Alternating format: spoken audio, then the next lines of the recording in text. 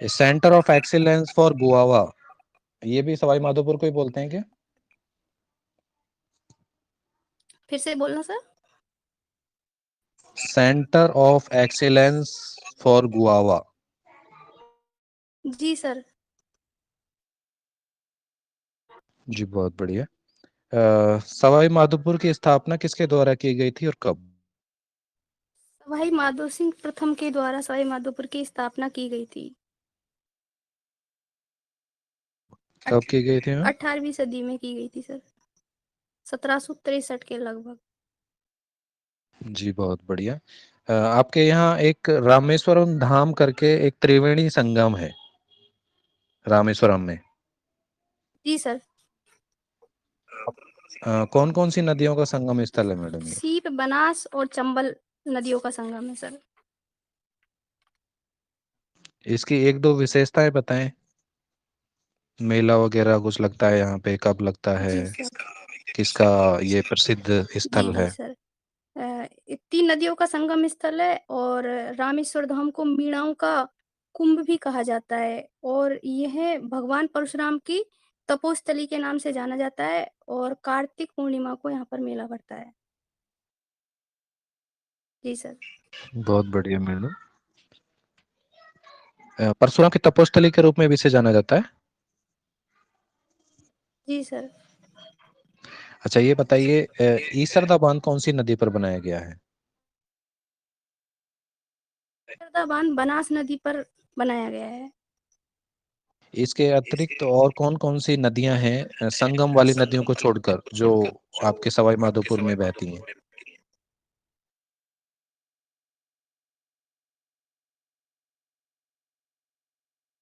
चंबल नदी, बनास नदी और एक मोरेल नदी भी है सर। अभी तो मोरेल वही नदी, रहने वाली है। मोरे जी जी, मोरेल नदी पे कोई बांध बनाया हुआ है क्या? जी सर, मोरा सागर बांध बना हुआ है मोरेल नदी पर। इसकी कुछ विशेषताएं हैं? जी सर, इस बांध में पान की खेती की जाती है जिसे बजेड़ा भी कहा जाता है पान की खेती को। अच्छा ये आपने नाम लिया बजेड़ा, जो पान की खेती कहते हैं को कहते हैं, तो ये बजेड़ा जो है ये सब सर्वाधिक जो फेमस है कहाँ का है?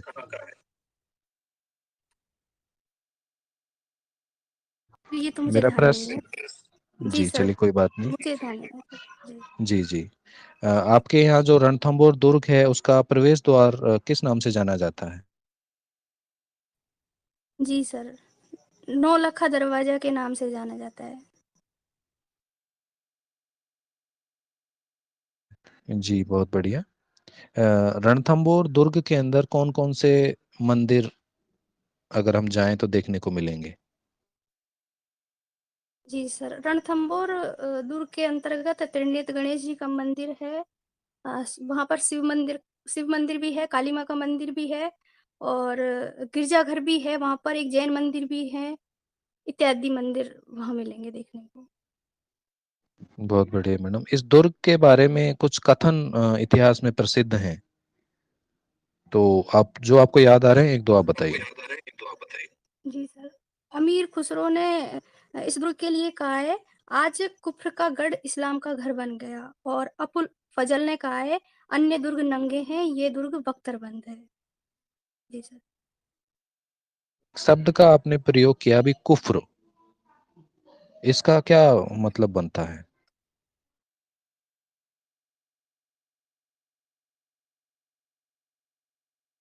सर ये मैं नहीं बता पाऊंगी। कोई बात नहीं मैम। सवाई माधोपुर में एक चौथ माता का मंदिर है।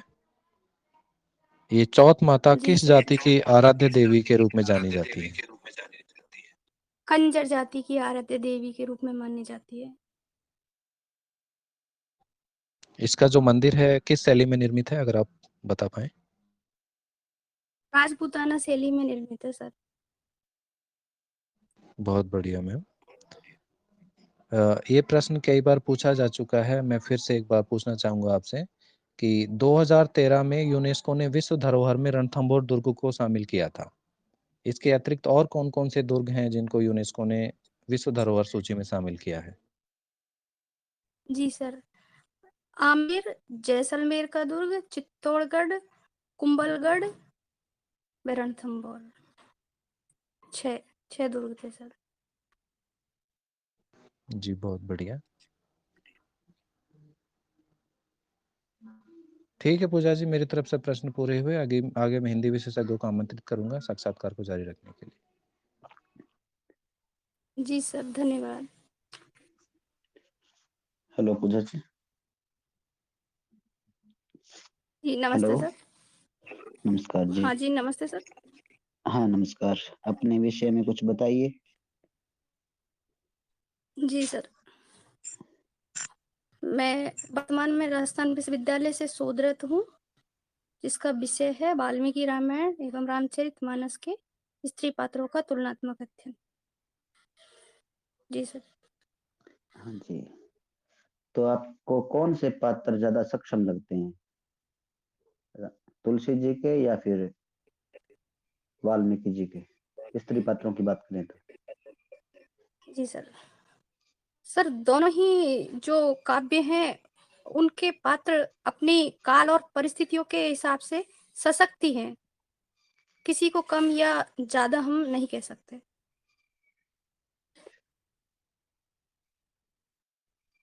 तो सीता में राम ने जो सीता को वर्णित किया, तुलसी जी ने सीता को जो वर्णित किया है, और इन्होंने वर्णित किया है वाल्मीकि जी ने, इस पात्र में कहीं कोई द्वंद्व या इस तरह कोई है चीजें जो अलग दिखती हो, जैसे वाल्मीकि रामायण में अलग हो और तुलसी रामायण में अलग हो?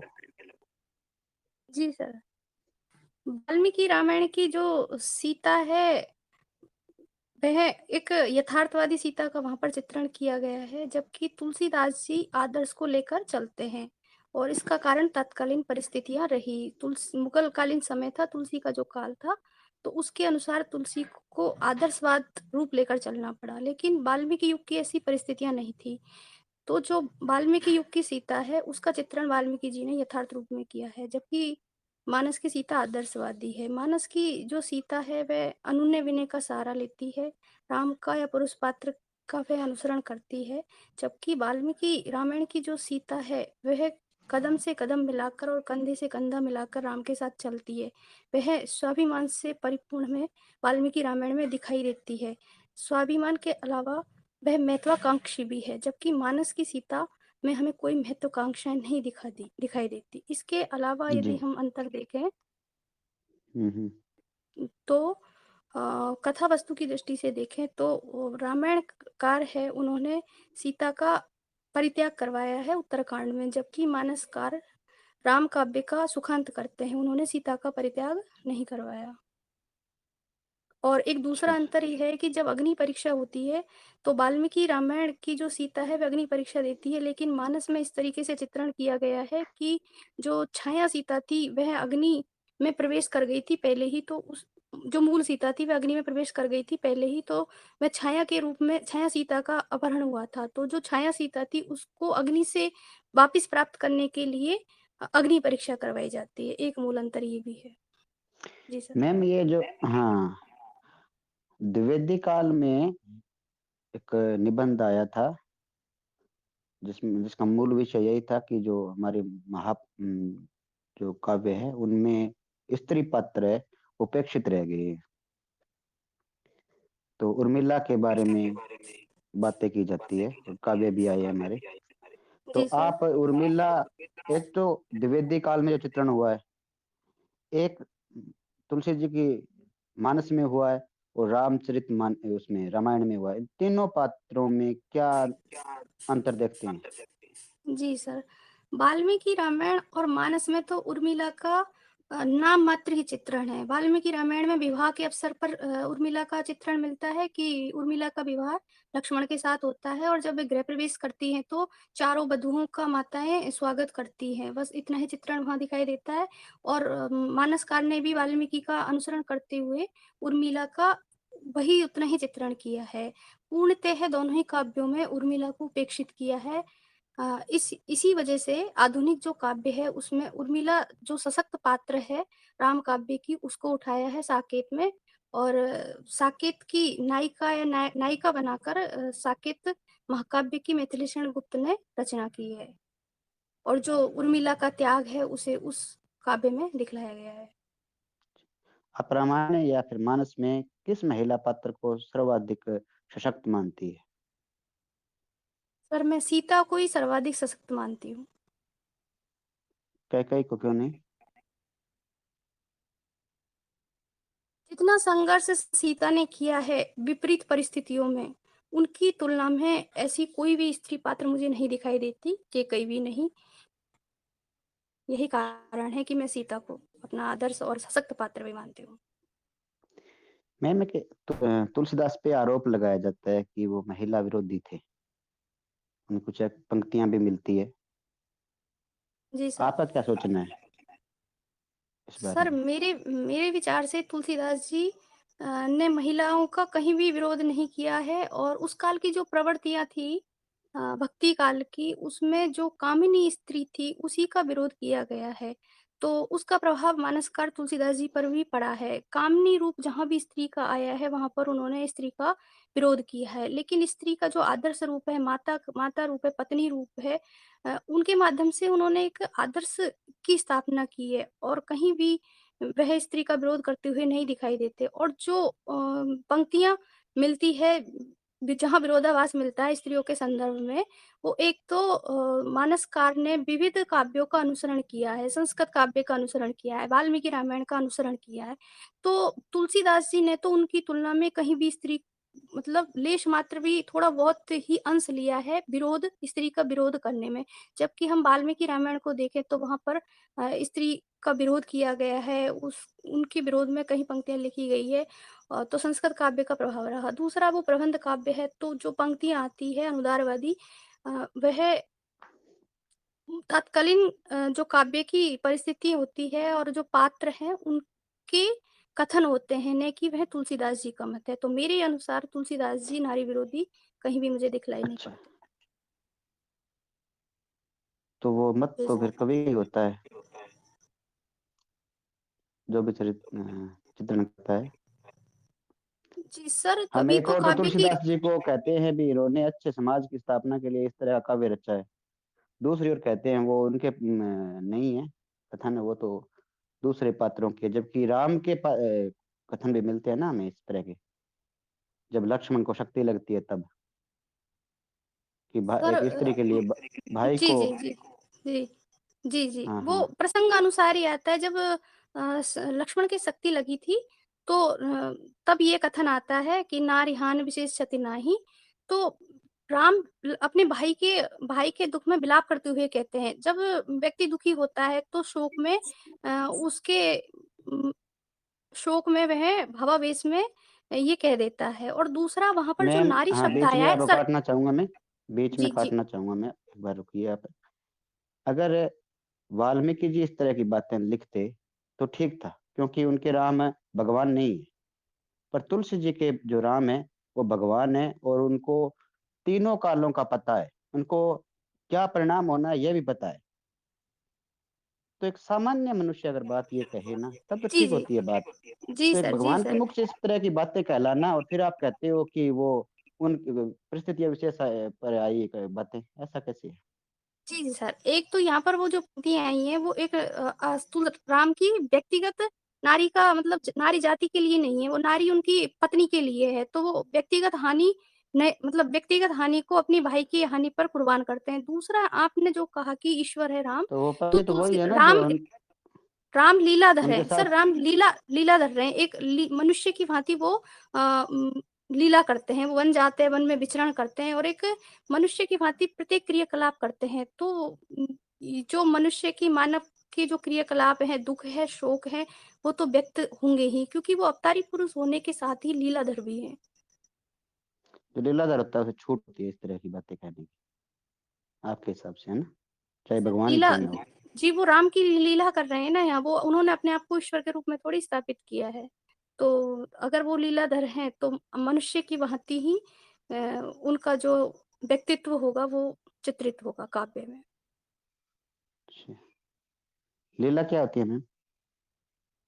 अगर आपको परिभाषित करने के लिए ल कह दिया जाए, जी, जी, एक लीला वाक्य में परिभाषित लीला कीजिए। जी सर, जो किसी भी जो ईश्वर या ईश्वर का जो ईश्वरीय रूप का जो क्या बोल सकते हैं सर शब्दों में?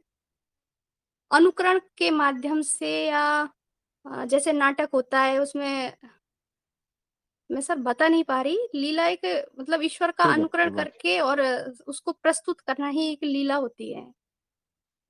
ठीक है। मेरे सवाल यहीं अब मैं रोकता हूँ और चारुमिता जी को कहता हूँ कि वो आपसे सवाल करें। चारुमिता जी। धन्यवाद सर। जी जी। हेलो। जी, नमस्ते मैम। नमस्ते मैम, कैसे हो आप? अच्छी हूँ मैम।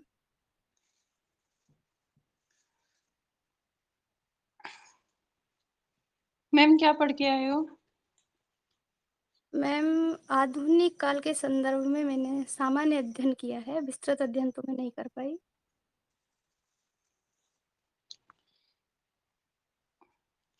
मैम जो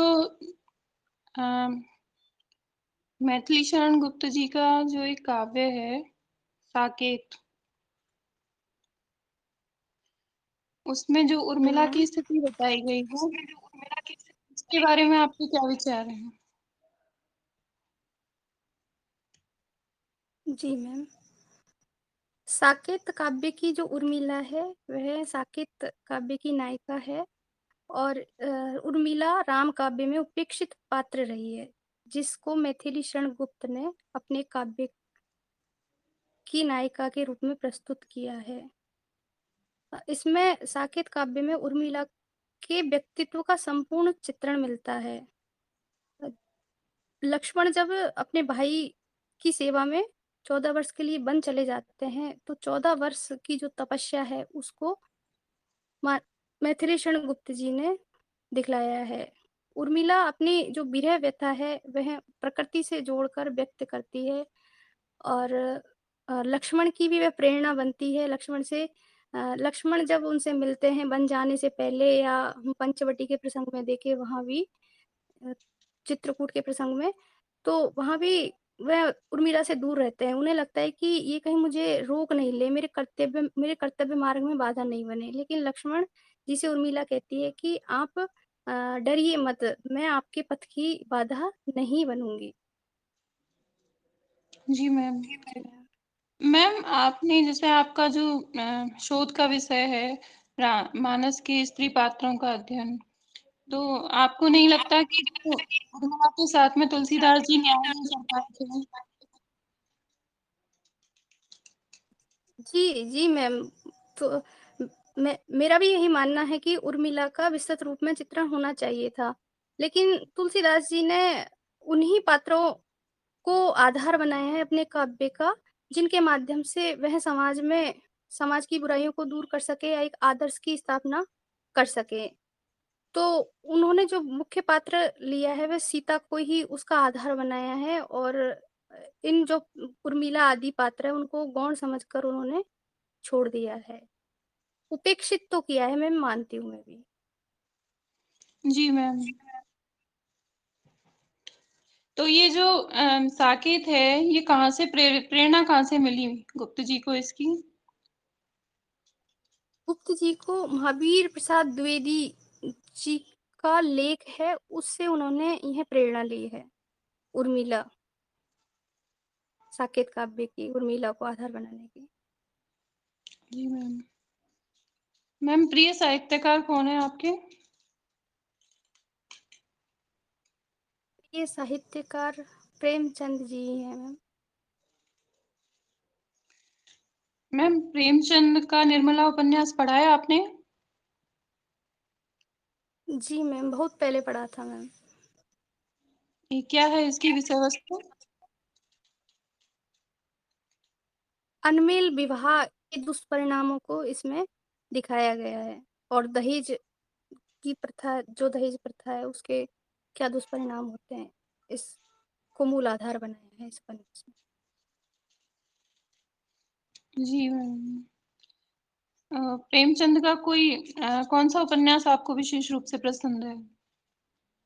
गोदान उपन्यास ही पसंद है मैम। मैम, गोदान उपन्यास की कौन-सी स्त्री पात्र आपको प्रभावित करते हैं? धनिया। धनिया की मैम कोई विशेषताएँ बताइए? धनिया गोदान की सशक्त पात्र है। वह प्रत्येक स्थिति में संघर्ष करती है और जो समाज में जो बुराइयाँ हैं और धर्म आदि उन सब को नकार कर वह अ, अपने संघर्ष के माध्यम से दिखलाती है कि सर मैम अभी मैं बाँध नहीं पा रही शब्दों में। कोई बात नहीं है मैम। मैम, गोदान उपन्यास की कोई पंक्ति सुनाइए आपको विशेष रूप से याद हो? माफ़ी चाहूँगी मैम अभी ऐसी कोई पंक्ति मुझे याद नहीं आ रही। चलिए, कोई बात नहीं है। मैम, प्रेमचंद जी की कोई कहानी जो आपको विशेष रूप से पसंद हो? कफन कहानी। कफन कहानी के बारे में आप क्या विचार रखना चाहेंगी? क्योंकि कुछ लोग कहते हैं प्रेमचंद जी की कफन कहानी है जो वो दलित विरोधी कहानी है। इसके बारे में आपके क्या विचार हैं? जी मैम। कफन कहानी में दलितों का विरोध तो नज़र नहीं आता, लेकिन जो समाज की जो व्यवस्था थी उसके कारण जो संवेदनहीनता दिखाई देती है, जो दलित वर्ग के लोगों में, वह एक मूल कारण रहा है। जी मैम। तो इस कहानी को दलितों का समर्थन में लिखा हुआ माना जाएगा या दलितों के विरोध में लिखा हुआ माना जाएगा? मूल रूप से आपका क्या विचार है? मैम ना तो मुझे दलित विमर्श की लगती है, ना ही दलितों के विरोध में लिखी गई कहानी लगती है। मुझे तो एक सामाजिक जो विडंबना है, वही इसमें नज़र आई है इस कहानी में। चलिए ठीक है मैम, मेरी तरफ से आपका साक्षात्कार पूरा हुआ। जी मैम, धन्यवाद।